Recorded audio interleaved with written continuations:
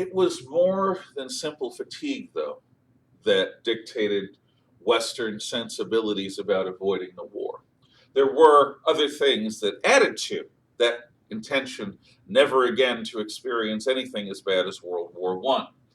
For example, when I say that there was a widespread fear of communist revolution, that may just seem silly, because communism, it means good. It means so well, right? It sounds so good on paper if you're an ant or a bee.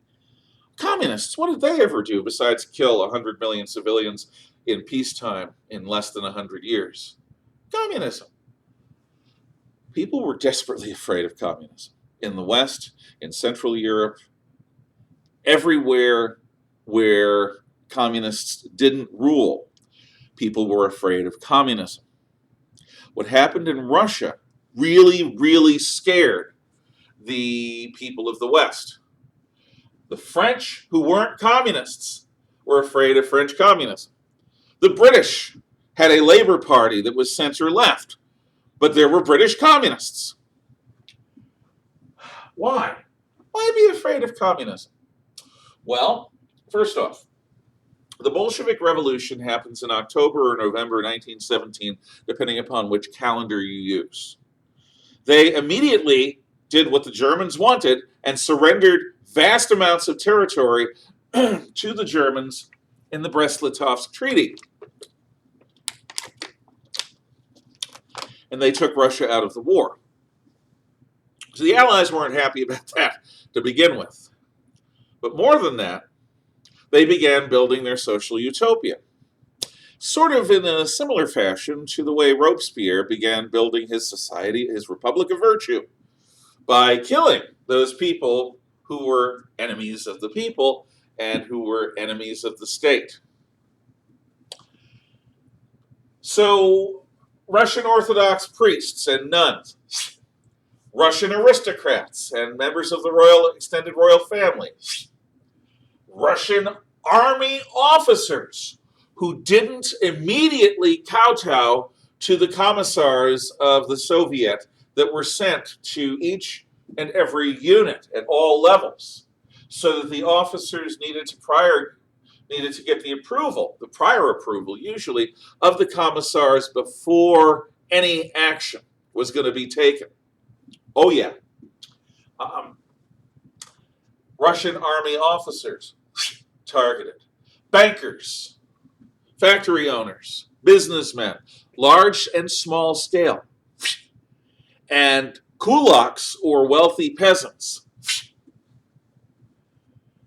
The most intense phase of this murder, before Stalin anyway, in the 1930s, happens during the Russian Civil War, which happens from 1917 through 1923, where the Russians murder the entire royal family, the Tsar, his wife, his children, in a basement in Ekaterinburg, because they were afraid that the White Russian forces were within a couple hundred miles and would recapture the royal family, the imperial family of Russia, and then all of the various factions that were fighting them would cohere and unify behind the Tsar.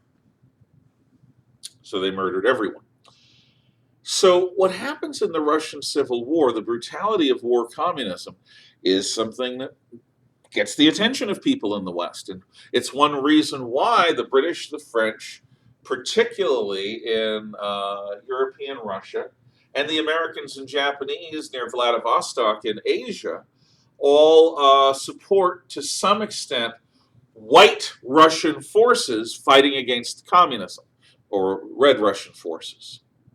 But in the end, the white forces are disunified, and that disunity costs them victory, whereas the communists are committed to do anything and everything to hold on to power no matter what, whether it's appease the Germans by giving them massive amounts of territories or kill their enemies with an absolutely brutal sensibility. They will do whatever it takes to hold power.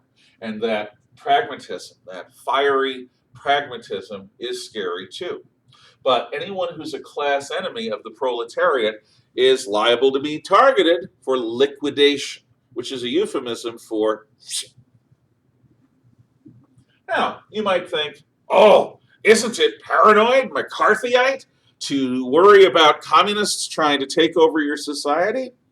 Well, at that time, and up through the middle of World War II, there was an organization that was a part of the Soviet government called the Comintern, which stands for the Communist International, which is a descendant of the old Communist International that existed before World War I, which has a mission of taking over the world for communism.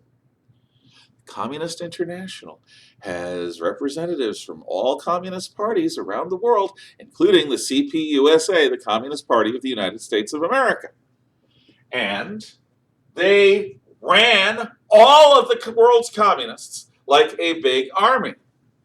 For example, in China, during the 1920s, the Soviets, and especially Stalin, decided that the Chinese Communist Party under Mao Zedong was not a good bet, but that the Kuomintang, the nationalist party under Generalissimo Chiang Kai-shek, even though they weren't communists, had some socialist leanings and some fascist leanings that communists could exploit, and that the KMT, the Kuomintang under Chiang Kai-shek, could be used by the Soviets to drive the Westerners and the Japanese out of China. So the Comintern ordered the Communist Party of China to basically die in 1926, 1927, to allow the Kuomintang under Chiang Kai-shek, a non-communist group, to take over China, because it was in Russia's interests that that happened. By the way, here's a secret. Mao Zedong and the Chinese communists didn't really listen. Instead, they went on a long march of thousands of miles, and they ended up deep in the backwoods of China, deep in the wilderness, waiting for a time to regroup and strike back. The Comintern isn't just political symbolism. It is absolute proof, and it is utterly dedicated to the communist takeover of every nation on earth. So yeah, people had a reason to be afraid, including of the United States Communist Party, who was working to undermine the American constitutional system, and still kind of is. German Spartacists tried taking over Germany just after the Bolshevik Revolution. Karl Liebknecht and Rosa Luxemburg tried taking over the country in a Spartacist uprising that was only put down by a group of World War I veterans called the Freikorps. They came very close to taking over Germany, and they, in fact, did take over the southern German state of Bavaria, which for close to a year was ruled by the Bavarian Soviet. So they tried taking over Germany. In fact, had the Russian army not been stopped at the Miracle of the Vistula in 1920 by the Poles, by the Polish at Warsaw, it's incredibly likely that Germany would have gone communist. In 1919, the nation of Hungary, which is now newly independent from Austria-Hungary, but it did lose a lot of land, is taken over by a guy named Bela Kun, who is their communist dictator.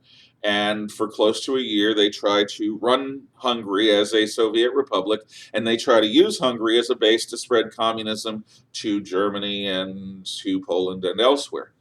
Ultimately, the United States and Herbert Hoover and the post-war food organization that Hoover set up refused to send food to Budapest, Hungary, until Bela Kun was out of power. So we helped overthrow the Hungarian communist government in 1919.